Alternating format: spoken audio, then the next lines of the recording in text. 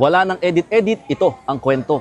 Patuloy ang pagdating ng mga bumibisita o dumadalaw dito sa Manila North Cemetery. Sa katunayan, mas marami-rami na ngayon kumpara noong mga nakarang araw at mahigpit pa rin ang ipinapatupad na security measures dito nga sa pinaka-main entrance ng sementeryo. Sa katunayan din, mga kapatid, talagang patuloy din sa pagdami yung mga nakukumpiska na mga items, napakaraming mga sigarilyo, merong mga panglinis, may mga pintura, no?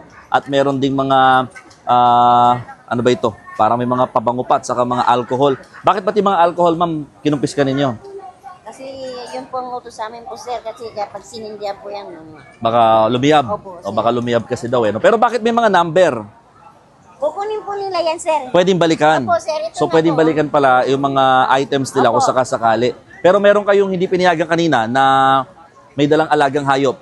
Hindi po, hindi namin pinapasok po, sir. O hindi pinapasok kasi Opo, nga sir. mga kapatid, sa mga may fur baby, hindi muna talaga pinapayagan for today or for this undas dahil nga baka makadagdag lamang sa pagsisikip. Salamat po.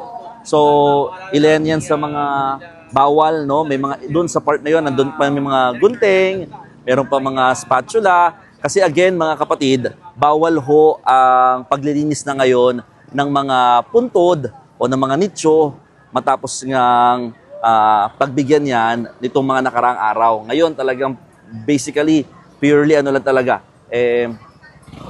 pagbisita o pananalangin na lamang sa kanilang mga yumaong kaanak ang pinapayagan.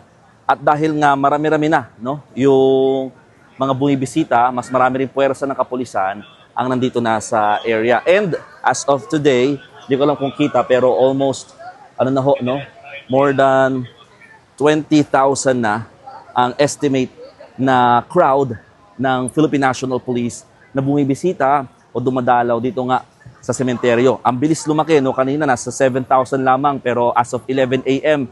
Talagang biglang lumobo na kaagad sa 20,000 at posible pang dumami yan sa mga susunod na oras. So sa mga pupunta dito, meron namang mga libreng wheelchair din na pinapagamit habang available pa naman yung libreng sakay para sa mga nahihirapang maglakad o yung mga malayo talaga yung pinakapupuntahan.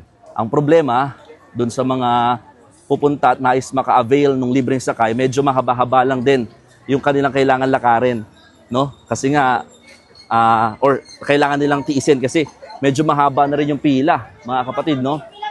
Dito sa mga gusto makasakay sa libreng sakay, medyo mahaba-haba na rin, no?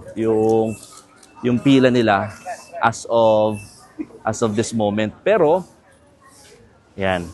Madali naman din sila nakakasakay eventually dahil nga nasa 30 na mga e-trike ang pinapagamit dito sa lugar. Pero kung sakasakali na hindi mo na kaya mag-intay pa ng matagal dyan sa pila, wala kang choice, makisama ka na sa mga maglalakad din dito sa pinakamalaking sementeryo sa bansa.